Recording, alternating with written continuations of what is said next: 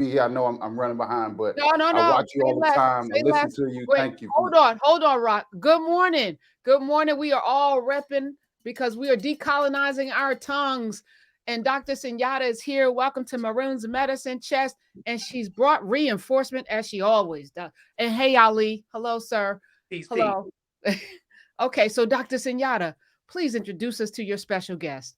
Well, I'm honored to be here always hanging out with our Nubians. That's a lot of fun anytime. And today I have Rock Harper with me. And Rock is one of my favorite people. And in addition to that, okay, in addition to me just wanting to introduce him to our Nubians who maybe haven't met him but have heard of him, I invited him today to hang out with us. And so Rock has so many accolades. I had to make a note, right? So Rock Harper is a multi-award winning restaurateur. He's a TV host. He won the third season of Hell's Kitchen. He's the Hell's Kitchen third season winner. So you may recognize him from that. And he's done lots of those kinds of television shows that are competition shows, and he kicks ass and takes names. He's a cookbook author. He's an amazing all-around human being. And he's the owner of Queen Mother's restaurant in Arlington. So if you're in the area, in the DMV as it's called, it deserves a visit. You know, going over there. His restaurant's amazing, and it's an opportunity to reconnect with our comfort food and in a really wonderful and loving space. I love Rock, and I know you will too. Rock, Wait, I'm just fanning out right now. It just because I watch all of the shows. I'm watching a show right now on Hulu with Gordon Ramsay. I watch every top chef, master chef, all of the all of Chopped, everything. And I remember because he lost some weight. Rock, you lost some weight. You look I good. gained some, lost some. Yeah, it's been a journey. Well, Rock has on our hoodie, which makes all the men look slim. Yeah. Well, I'm like fanning out right now. So thank you, Sunyatta. You always bring the best people. I'm joking. Rock just looks amazing. Thank you so much. Rock, you're fabulous. And I wanted to invite you today because you and I always have this conversation ourselves. And I feel like we need to let our audience and our Nubian folk in on those conversations. You are amazing at what you do and specialize in it, Queen Mothers. I want to ask you why you even call your restaurant Queen Mothers or Queen Mother. Well, thank you for that lovely introduction, and I appreciate you and Professor Hunter for having me on. This is a blessing to be here. I adore you both.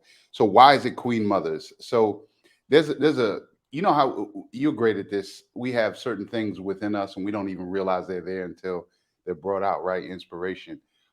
So as I research Queen Mother a little more, I understand that it has a very significant meaning, more than I knew a couple years ago. But personally, for me, I've been fried chicken on Hell's Kitchen many years ago. That was risky. That was really risky. I love that you mentioned that because that's one of the things we're going to talk about today. That's the main thing we're going to talk about is fried chicken. Rock. I'm not even going to. We'll get into that in a minute. In the fried chicken, it's amazing to me. So Queen Mothers, the fried chicken, and you did that on Hell's Kitchen, and that's the dish you actually won with. But tell me why you brought that in. What's going on with that? So why I brought it in the show, or you just saying in general why it's important to me? Why a restaurant that specializes in that? Yeah. So when I was naming the restaurant, I wanted to name it after my mother. We all call her. Everybody in my neighborhood calls her mother. Our siblings do. People thought it was weird. Most of my friends didn't even know her real name. They just called her mother. And I felt like in this sort of this racial reckoning that America thought they were having, and but personally, I wanted to put out front, as you saw some of those stereotypical images and names come down or move to the side. I feel like as a Black chef, I have an obligation to put forth the highest form of image, no matter how Black women are represented. So I don't think there's anything higher than a queen here on earth and Queen Mother. So that's my tribute. Why it's important to me. All of Blackness, all of Black food. I've been a Black chef for 25 years, and all of it is important. It's really interesting. You know, I worked for B. Smith at Union Station. I'm pretty sure people remember that, the phenomenal B. Smith. And I used I, to fry chicken there. And it's not all of who we are. It's been used as a negative stereotype, but it is also is really tasty. It's super popular. So it's just good business, but it's something that we Black people created, and we moved away from it. So it's not like, you know, we embrace it. We actually, especially in the culinary industry, and even Black folks don't. Some Black folks don't even eat fried chicken with a bone in public, or you know, we have this taboo, and I understand why. But we've pushed away from this very valuable thing, not just in the economical sense, but in the sense that if you just look beyond the recipe, excuse me, it's very, very it's rich in tradition and technique, and it's not easy to do. So I said, y'all can stay away, but I'm embracing this thing because I've been doing it for so long in many different levels on the biggest stage I've been on. So I might as well, you know, get into the fried chicken business. this is a wonderful answer. You touched on a lot of things that we're going to unpack because today's episode is about those comfort foods, specifically fried chicken, and our complicated relationship, that love hate with Black folk in America with fried chicken. There are just so many layers to unpack with that. And that's why you're joining us from your kitchen, which I absolutely love that you agreed to be in the kitchen with us today. That looks like lots of work goes on in there. I like everything. No, it's listen, it's the vibe. If you could smell it in here, I've been cooking up and I've been, you know, using my calabash. So this is the Uh-oh. vibe is really high up in here. I'm sipping on my tea. So I What you appreciate have? you having me. What tea are you having? A little this is appropriate, but a little black magic woman, you know? Oh, Yeah. nice. That's my favorites too. I'm having heart chakra today. The heart chakra. Mm, okay. Yes, because I felt like it themed well. Like um Yes. this is near and dear to our hearts, our relationships with foods, our how it opens this part of our chest, how we feel it radiate and emanate from us. And so we're just going Yes. to dig into it. No pun, all pun intended. We're going to All dig in. fun. So Let's use it all. let's start here, Rock, with what you said about fried chicken. And we know that it's something that most of us have grown up with, even if it's in an analog fashion. Even people who've grown up as vegetarians or pescatarians or whatever, there's always this desire to recreate fried chicken. I mean, Yeah. it's tasty, right? Like baby's first taste is milky and sweet, and then the next taste you kind of recognize is salty and crunchy, and it's like that's delicious. So that's why people typically like bacon and other fried fish, like the crispy edges of it, fried chicken, that crunchy salty food. And we know that crunchy foods from a psycho spiritual standpoint um, relate to stress, Mm, like our need to, like when you're crunching on something, it's because you're feeling kind of stressed out. mm, What is more stressful than being enslaved? I don't know. So so we tend to gravitate toward these comfort foods because as people of color in this country, we often are feeling stressors that we don't even realize that we're under and that we're feeling. And that perpetual need for comfort. I mean, we walk into a store, you don't even want to put your hand in your pocket too fast. You like, maybe they think I'm taking so. It's like just this consciousness that we have. mm, Uh, our relationships with our food are an extension of that. So mhm. there is also this layer of stress on what we eat in public and what we eat in private.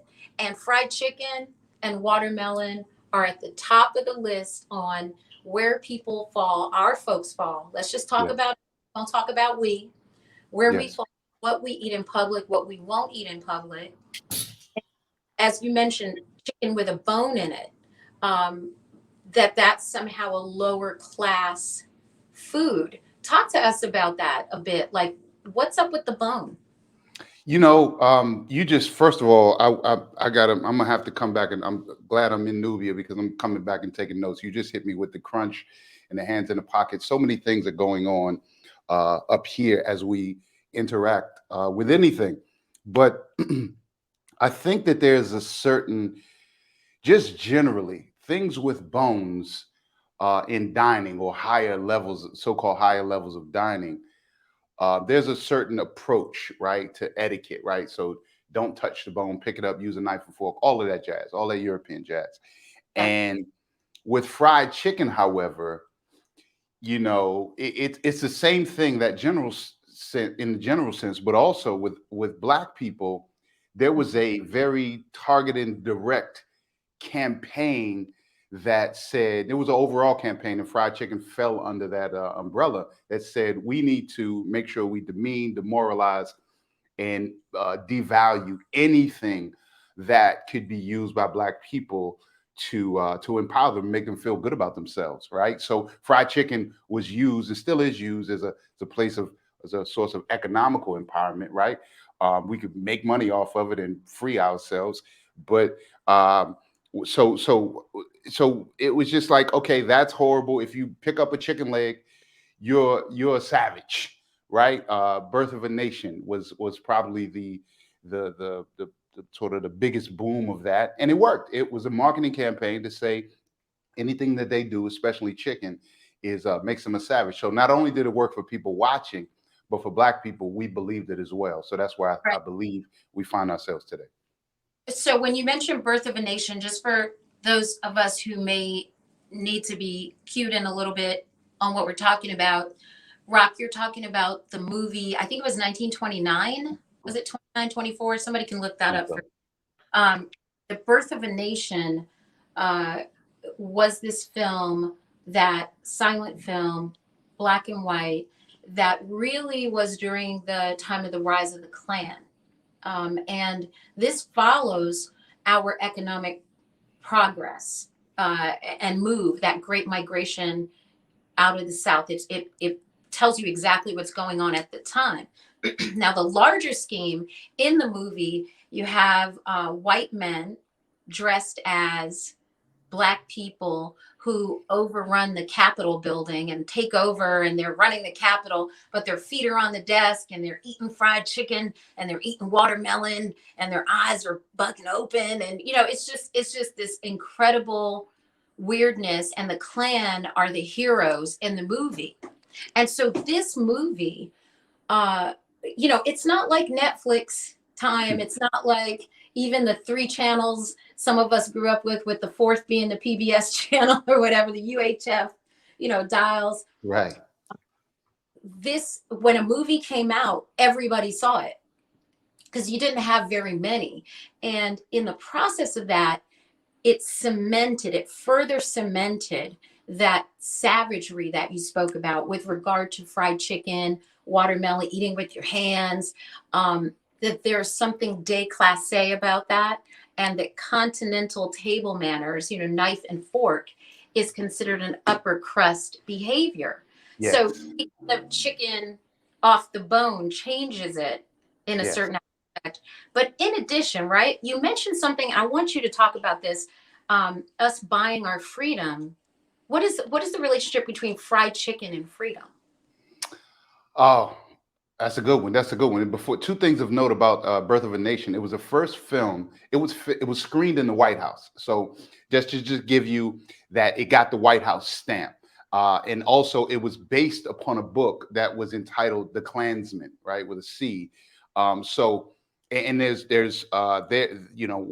of the white guys in black faces looking for the white one. Like there's the idea that the boogie black man is coming to get you. So I encourage people to check it out because it really, that was the movie, and this was shaping the mindset of many people in Yeah. America, or solidifying it. Economic freedom, fried chicken.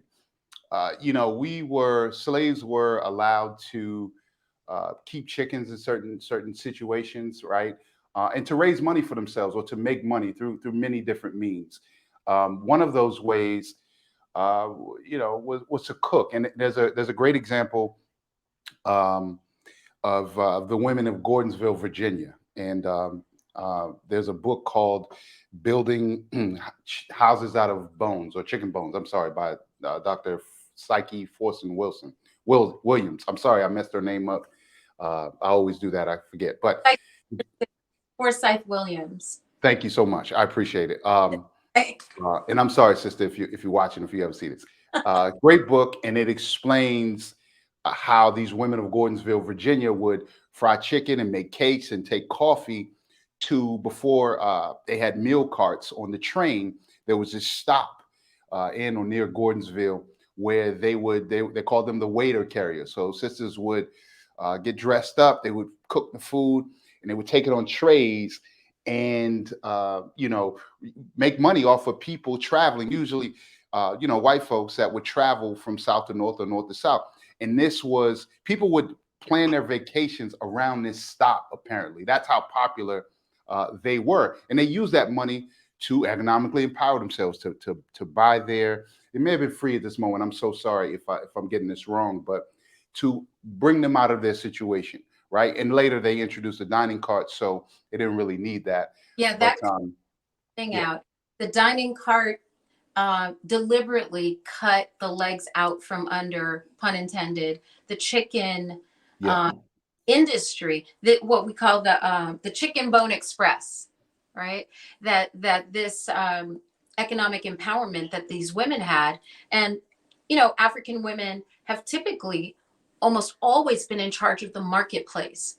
Back home in Africa, in the Caribbean, all throughout the diaspora, you see that women are the ones running the marketplace. And so this was no different than that.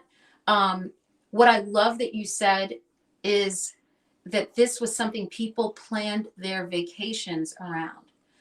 And when we say people, we mean white folks on the train were like, sure, I've got to come and have some of that fried chicken. This is amazing.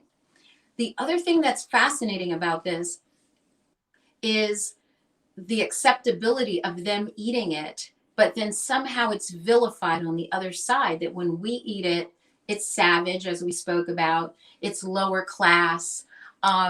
There are degrees of that. But here's the thing, Rock, fried chicken, let's just talk about fried chicken in the United States, is a multi-billion dollar, I dare say trillion-dollar industry. For sure, for sure. I'm glad you have a restaurant pushing forward this kind of information, not just like slinging sandwiches across the counter at people, but you are offering such an amazing service by educating people on this.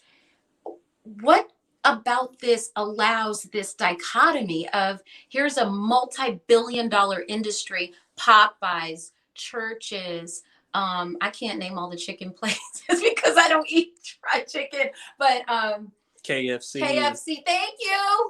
KFC, all of these companies that make this stuff. Yeah. What allows them to do this? And somehow we cannot, and we're not taking a foothold in that. What is going on there? Well, the same, that's a great question. I think there's several answers, and the same system that affects just about not just about every industry in this country and beyond affects the restaurant business. So we were purposefully pushed aside. And also, I think this is very important with fried chicken. We were pushed, or kept out, but also we said, I'm not cooking that. And I can tell you very recently with Black chefs, it's still, we don't want to be, many Black chefs don't want to be cornered, or Black restaurateurs don't want to be cornered into what someone's definition of being a soul food or cooking fried chicken. But there's two things of note. One, imagine, I asked one of my friends who's from Middle East, born here, imagine like your people saying, I don't want anything to do with pasta or pizza. and like that would be absolute. Are there people that are not Italian and own? Everybody owns a pizza restaurant. Everybody. But imagine Italian people saying, I will have nothing to do with that. Insane. And the number one restaurant in the world is KFC, right? When I say number one, they have the most units, I believe. KFC is everywhere. And here's what I would love for people to think about, especially Black people. Their food is people say it's trash. I'm not like it is what it is. And their practices and their labor practice, let's push all of that to the side for a moment. But Okay. as we talk about our position, think about the power and the influence that the PepsiCo, which I believe owns KFC, think about what they have there with that billion-dollar, trillion-dollar thing. Right. And that is something that not partially we created during slavery, and we are not participating at all in the highest levels. I think that is more significant, or really, really significant. So I don't know. I do know how that happened, but we can change it. I love that you said that. For those of us old enough to remember Colonel Sanders, I don't know if they still use him as a mascot. They sure do. But Colonel Ali is saying yes, and Ali is relatively young. Wise, we have my good friend Brother Wise here with us. You remember Colonel Sanders? Of course. He said, of course. This to me was the quintessential idea, his countenance, the quintessential countenance of a plantation owner, down to the little skinny bolo tie and the white coat. Who wears white in an agrarian culture in the South where all you're doing is sweating? That means you're not sweating. That means somebody's sweating, and it's not you. And this whole 11 herbs or whatever it was and spices, and he makes this great chicken. I'm like, get out of here with that. And we all know, right, Rock, that these are recipes that come from these women. What I did when I did some research to talk to you, because I always want to be smarter when I speak to people like you, Rock. Oh, you bring fire, brother. Iron sharpens iron. All right. So when I look at that, George Washington's plantation, right? Mm-hmm. So those founding fathers, what we see is that Black people, a guest of his, right, wrote, this is firsthand information, wrote upon visiting George Washington's plantation that the Blacks seem to enjoy the chickens. It sounds like a Dave Chappelle skit. The Blacks enjoy. And the other thing is that the Blacks were allowed, he said the Blacks were allowed to keep chickens, the Negroes, and they were not allowed to keep other animals they would have wanted, like ducks and goats, etc. Right? Mm-hmm. Tells us so much about how we take little to nothing, how we take something that is really in West Africa a sacred yard bird to us that we wouldn't eat every day, right? You're growing your own chicken, and everybody in your house is having a quarter chicken or whatever, Popeyes at these places trying to sell you. You wouldn't have a chicken after a week. There's no way to have any more. So the idea of communal one pot sharing, the idea of a gumbo, the idea of a soup that everybody has to eat something, and we use it all. The foot is in there, chicken foot, everything, right? The idea that no other animals were permitted to these Negroes, I'm quoting this guy, that this forced us into this relationship with the chicken.